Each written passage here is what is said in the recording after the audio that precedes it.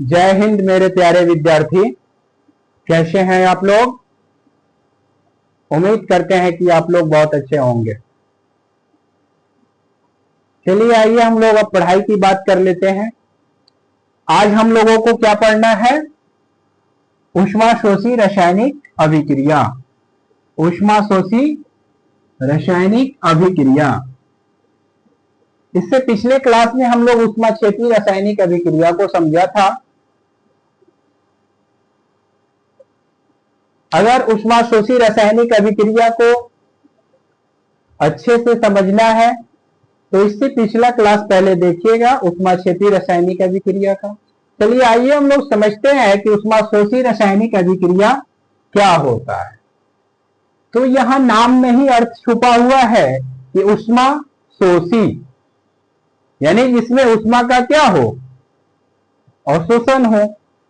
जैसे हम लोग कोई सामान को गर्म करते हैं, छोटे से एग्जांपल्स के तौर पे ले लीजिए, पानी को अगर हम लोग गर्म कर रहे होते हैं तो क्या होता है, उसमें ऊष्मा खर्च होता है, ऊष्मा का अवशोषण होता है। कुछ समय तक ऊष्मा खर्च होता है लगातार, उसके बाद पानी क्या होता है, उबलना चालू होता है। डेली लाइफ का एग्जांपल्स है कि अगर दूध को गर्म कर रहे होते हैं तो उस समय क्या होता है, ऊष्मा का ह्रास होता है, यानी ऊष्मा का अवशोषण होता है, जिसके कारण दूध उबल जाता है। तो यहां हम लोग रसायन विज्ञान के भाषा में क्या लिखेंगे, इसका परिभाषा ऊष्माशोषी रासायनिक अभिक्रिया का। सोच करके देखिए कि वह रासायनिक अभिक्रिया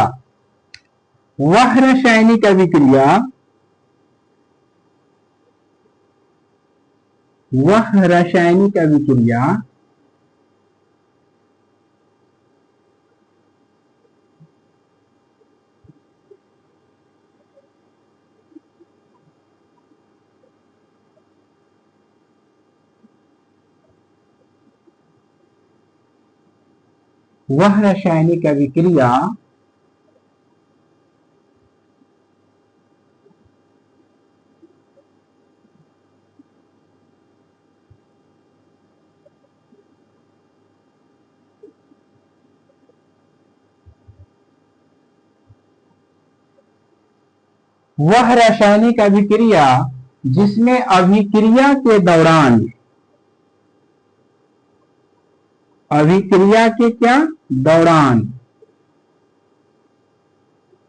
वह रासायनिक अभिक्रिया जिसमें अभिक्रिया के दौरान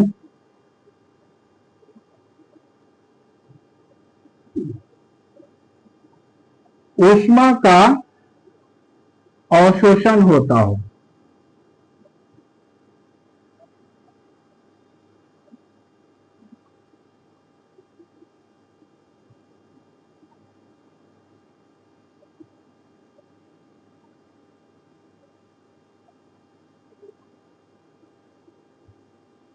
ऊष्मा का अवशोषण होता हो उसे ऊष्माशोषी रासायनिक अभिक्रिया कहते हैं।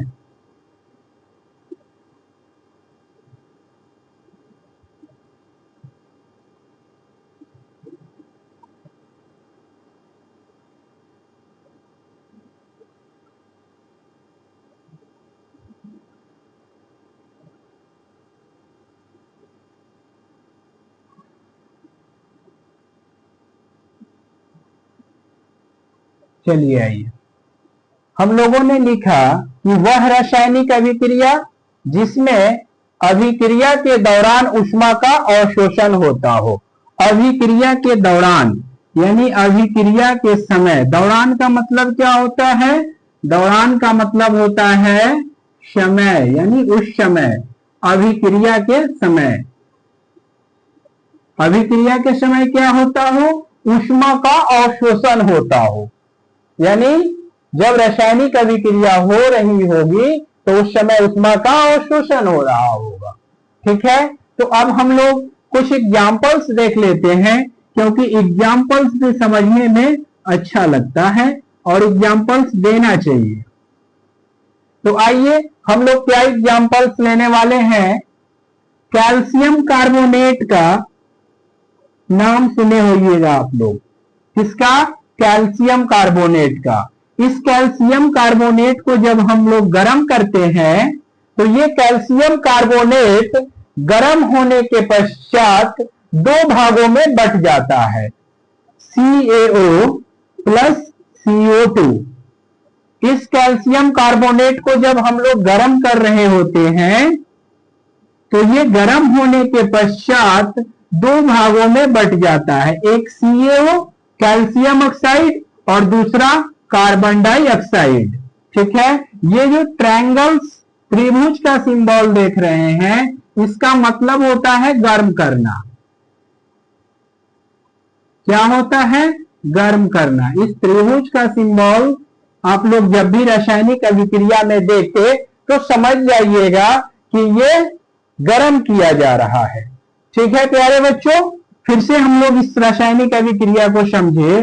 कैल्शियम कार्बोनेट को गर्म किए, सबसे पहले कैल्शियम कार्बोनेट को क्या किए? गर्म किए। तो कैल्शियम कार्बोनेट गर्म होने के पश्चात यानी गर्म होने के बाद, कैल्शियम कार्बोनेट गर्म होने के पश्चात, कैल्शियम कार्बोनेट गर्म होने के पश्चात दो पार्टों में बट गया, एक CaO और एक CO2। ठीक है, तो आप लोग इन चीजों को समझ गए होइएगा। तो चलिए एक सिल्वर ब्रोमाइड से रिलेटेड वस्तुनिष्ठ क्वेश्चन पूछ लिया जाता है कि बताओ बच्चों, निम्नलिखित में से फोटोग्राफी में किसका प्रयोग किया जाता है? तो फोटोग्राफी में सिल्वर ब्रोमाइड का प्रयोग किया जाता है। तो आइए सिल्वर ब्रोमाइड से रिलेटेड भी हम लोग रिएक्शंस को देख लेते हैं, क्योंकि एक नंबर का सवाल है। सिल्वर ब्रोमाइड से रिलेटेड क्वेश्चन कई बार पूछा गया है बोर्ड एग्जाम में। ऐसे ऊष्माक्षेपी और ऊष्माशोषी रासायनिक अभिक्रिया से तो क्वेश्चन पूछ लिया जाता है, सब्जेक्टिव क्वेश्चन, क्योंकि ये VVI है, इसको आप लोग हमेशा रिवीजन कीजिएगा। ऊष्माक्षेपी और ऊष्माशोषी ये VVI टॉपिक है। इन दोनों में से एक क्वेश्चन हमेशा बोर्ड एग्जाम में पूछ लिया जाता है। तो चलिए आइए सिल्वर ब्रोमाइड से रिलेटेड रिएक्शंस को देखते हैं हम लोग। तो सिल्वर ब्रोमाइड का फॉर्मूला क्या होता है? AgBr। बैलेंस करने के लिए हम लोग जो लिखते हैं, तो जब AgBr को हम लोग क्या करते हैं? गर्म करते हैं, तो ये दो पार्ट में टूटेगा। और वो दो पार्ट कौन सा होगा? 2Ag plus Br2। देखिए यहां ध्यान से, AgBr यानी सिल्वर ब्रोमाइड को क्या किया जा रहा है?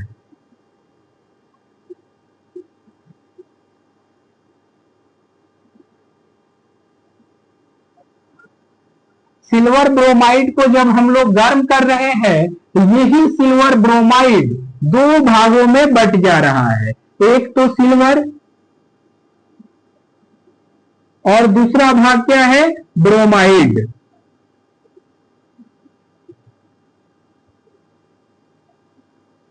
दूसरा भाग है ब्रोमाइड। तो हम लोग पढ़ा ही है कि वैसी रासायनिक अभिक्रिया जिसको गर्म करने से यानी अभिक्रिया के दौरान ऊष्मा का क्या होता हो? अवशोषण होता हो।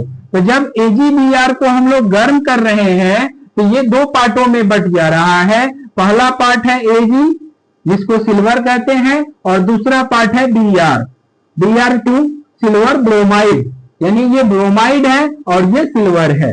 ठीक है, तो ये तो हुआ रिएक्शन। सिल्वर ब्रोमाइड का रिएक्शन क्या होता है? अब यहां से क्वेश्चन पूछा जाता है, दो वस्तुनिष्ठ में क्वेश्चन पूछा जाता है कि बताओ सिल्वर ब्रोमाइड का रंग कैसा होता है? तो सिल्वर ब्रोमाइड का रंग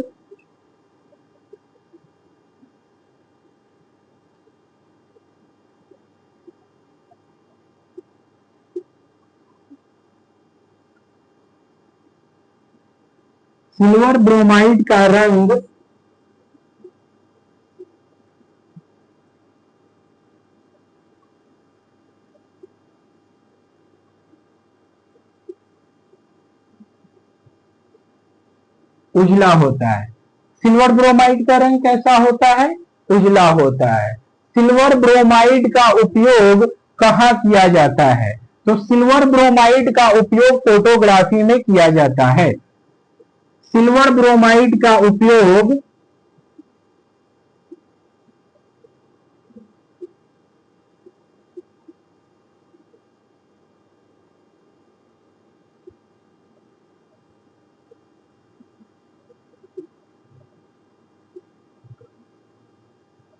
सिल्वर ब्रोमाइड का उपयोग फोटोग्राफी में किया जाता है।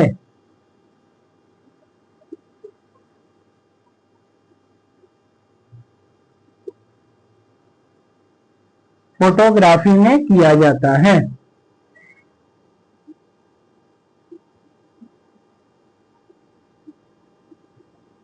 ये दोनों पॉइंट याद रखिएगा।